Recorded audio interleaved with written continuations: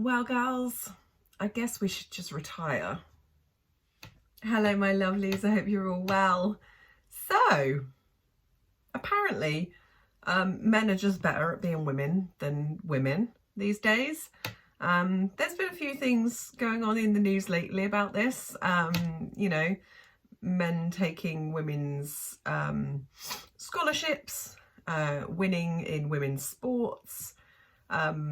People like Dylan Mulvaney being invited to speak on behalf of women at the Forbes Summit and then to meet the president and such. And then this one flagged up a little while ago. So,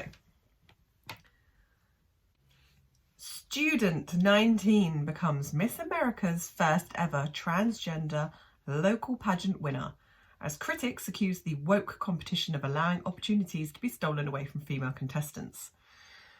So, this student, Brianne, 19 years old, has won the Miss Greater Derry title. So this is just a small local pageant that happens, but it's the first time that a biological male has ever won. Now, I've seen people saying it doesn't really matter, it's only a small local pageant, it's not that important. Why are you getting so worked up about it? But I'll tell you why it's important. Because the world has gone insane. Right. I'm going to show you a picture you've probably already seen what Brianne or Brian or whatever looks like. So this is a beauty pageant scholarship program, okay? Set up by Miss America, which is a huge organisation. It's for contestants between the ages of 17 and 24. They are judged on their achievements in scholastic aptitude, talent, character, community service, and poise. Okay, so it is a beauty pageant, but they're not just judged on their beauty. So what we have here is a picture of Brianne with all the other contestants. Now you'll notice a stark difference between Brianne, who won, and the girls that they were competing against. Now, we have some very beautiful young ladies here. They're all very slender, very poised. They obviously take care of themselves and have probably worked very hard ahead of this pageant to, get themselves into shape or whatever. Looking after their skin, eating right, all that good stuff. Brianne, on the other hand, as you can see, and I'm not being mean here, is obese, and not just overweight, they're obese, and not particularly beautiful either, and obviously towers above the other contestants. So I think a lot of people have issue here with Brianne winning because we have certain beauty standards. Every country, every portion of the world has beauty standards. And here in the West, our beauty standards are, generally speaking, slim, healthy looking people, symmetrical face, all that kind of thing. And, standards change over time as well. We go through phases of very skinny being the ideal, very curvy being the ideal, but it's never overweight or obese. That's never the standard that people look for. Yes, there are people who find overweight people attractive, and that's fine because that is a preference. Of course, the fat acceptance lot don't want you to have that preference of having a healthy, slim shape. You're not allowed that as a preference because then you're oppressing them, right? Everyone's a victim. But yeah, Brianne here doesn't really conform to the general Western beauty standards. So a lot of people were saying if Brianne were actually female and had entered, there is not a chance in hell they would have won. And I agree. 100%. So there's a couple of things that were possibly the reason that Brianne won. First being that the pageant saw an opportunity to virtue signal, which is very understandable that may have been the case. So they had this trans person enter the competition, which shouldn't have been allowed in the first place. I think they should stipulate biological females only, but they didn't. So Brianne entered and they said, oh, as a trans person, if we let them win, then that will look really good on us. That's one possible.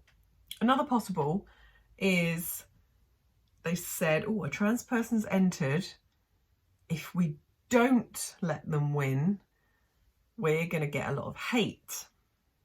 Again, I could see this being one of the reasons why he won. And me saying he is not hate, by the way, just FYI. So in my opinion, it's either one of those things. So what we have here is a picture of a previous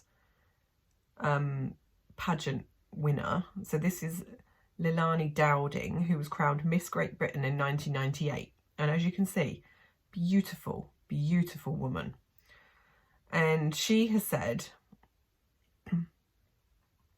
winning the competition opened up a world of opportunities to me, a result of being allowed to fairly compete in an era absent of woke ideology.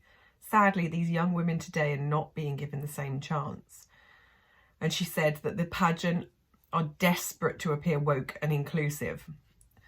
And I 100% agree with her sentiments. I think they are virtue signalling, and in the process, they have denied one of these girls a scholarship and a financial win, which has all gone to Brian. And you know, the sad thing is these girls cheering and applauding this opportunity being taken away from them.